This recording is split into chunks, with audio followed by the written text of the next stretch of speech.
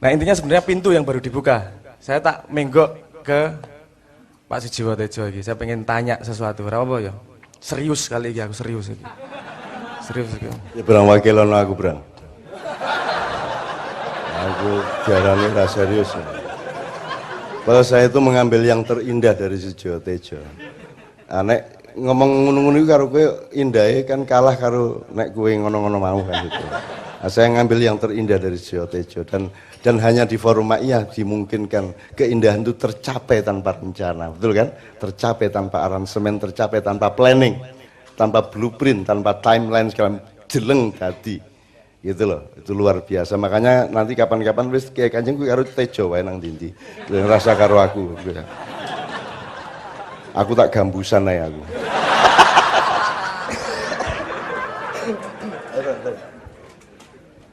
Oke, dengan apa namanya? Dengan pencapaian dan apa yang dibuat oleh Pak Sujiwo Tejo selama ini dengan apa namanya? Dengan torekot Jancukiyah dan segala macam yang dibuat, saya pengen tanya busurnya itu di mana, kan gitu. Yang saya tahu Pak Sujiwo Tejo juga apa namanya juga ahli apa mathematician, juga apa namanya wayang, apa dalang, budayawan, pemerhati sosial dan banyaklah. Tapi busurnya di mana? Saya pengen tanya karena agak mengerikan nih kalau dari sudut pandang matematika ini soalnya.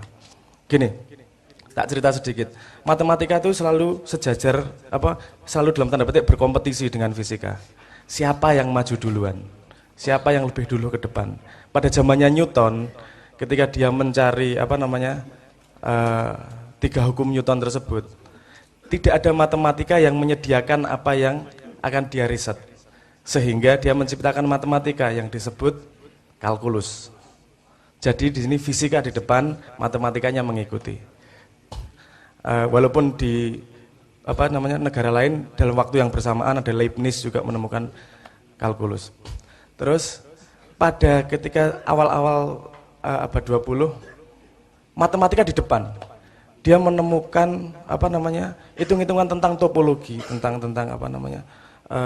ngerti topologi, ilmu ruang, tentang pemetaan permukaan dan seterusnya itu yang tidak ada aplikasinya dalam fisika sama sekali. Wah, itu orang matematika sangat bangga. Nah, kalau modern ini di kuantum string teori ini lagi-lagi beriringan, mereka saling mencari, saling membantu matematika dan fisika. Dari cerita-cerita tersebut, orang fisika tuh bangga, seneng, merasa tercapai, merasa pencapaiannya paling tinggi kalau dia bisa menjelaskan alam semesta. Sementara orang matematika itu paling bangga kalau dia bisa menemukan sesuatu yang nggak ada gunanya. Lu tenan gue. Udah utak-utak ya ora ana gunane wong fisika ra nganggo. Jadi pikirannya lebih jauh daripada alam semesta, daripada apapun yang ada. Kebanggaan orang matematika adalah ketika dia menemukan sesuatu yang tidak ada gunanya sama sekali. Wah, absurd gue. Lah ini saya kalau mau tanya sama Pak Sujiwo Tejo nih, kalau apapun yang dibuat selama ini busurnya matematika, berarti pencapaiannya adalah kalau yang dibuat tidak ada gunanya sama sekali. Kan kalau busurnya hanya matematika. Tapi kan pasti ada angle lain. Orang matematika ini terbiasa cari masalah sendiri, mencoba memecahkan sendiri, dan senang sendiri. Gue ngomong absurd gue. Orang ada masalah, golek masalah. Setelah masalah mumet dhewe ra karuan. Terus mumet dhewean mencari pemecahannya, seneng dhewean liyane ra paham. Orang gitu, orang matematika gitu. Pak Sujiwo Tejo pasti paham betul tentang itu. Nah, dalam pergerakan Pak Sujiwo Tejo yang melanglang bikin macam-macam dan segala macam, kita sangat senang lah, sangat menikmati lah. Itu ramuan antara matematikanya, dalangnya, pengamat sosialnya, itu busurnya gimana atau sebenarnya, raciannya gimana, dan mau jadi gimana sebenarnya. Itu yang saya tanyakan Pak Sujiwo Tejo. Monggo, serius loh ini. Jadi begini ya anak-anak ya.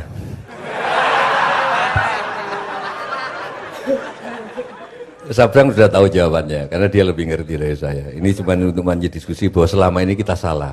Melihat matematik itu hitung-hitungan itu salah. Itu berhitung, itu mungkin aljabar atau apa. Tapi matematik esensinya bukan itu. Saya kuliah dulu di matematik juga selain di teknik sipil. Aku kuliah 2 jurusan. Bedanya karo Cak Nun. Cak Nun sak jurusan dok kan.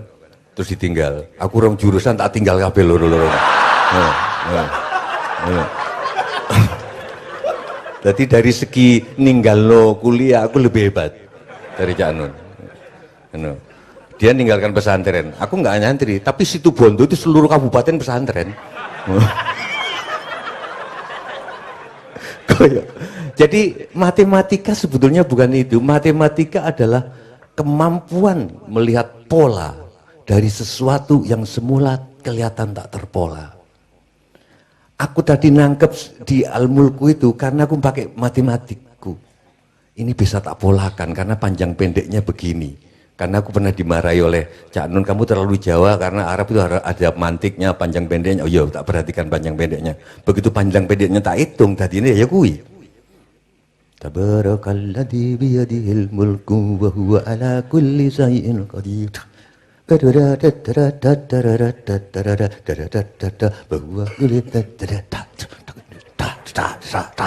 Jadi pola. Dulu kemacetan, mungkin semrawut, tapi orang matematika melihat tiap ini tiap jam segini macet, tiap jam 10 nanti ibu-ibu belanja. Ibu-ibu itu kan ngiri orang, nganan orang kan nyetir kan, ngono lho. Ngono lho. Iya kan? Oh berarti jam 10 engkau nek arep kene arep nesu sadurunge kene nesu kono nesu dhisik ngono wasu tenan wong itu ya kecuali Novia lho ya. Nah wis didelok pola, nah itu kemampuan sebetulnya, kemampuan pola. Dan enaknya matematik adalah berbahasa tanpa persepsi, nggak tahu bahasa Arabnya apa, bahasa satu-satunya bahasa yang tanpa persepsi. Kui ketika kita bermatematika, ketika sampean tentukan bahwa lingkaran itu, ketika sampean tentukan bahwa ini itu disebut parabola, ini itu disebut kencing sing melengkung, ini disebut pelangi. Orang matematika tanpa pretensi, sama dengan X kuadrat. Enak. Aku pengen seandainya, aku malah yakin, seandainya semua orang bisa matematika, kitab suci akan ditulis dalam bahasa matematika. Karena nggak ada persepsi sudah. Saiki kalau ada burung elang membawa ular, wih wong macam-macam seperti aku tadi cerita di Bentang. Karena persepsi sudah bahasa, bukan bahasa matematik. Mencengkeram, ada mengiwing-iwing, terus ada yang dengan dicengkeram, terus ularnya kejet-kejet. Padahal mungkin dalam bahasa yang dingin tanpa perasaan, kui rantai makanan.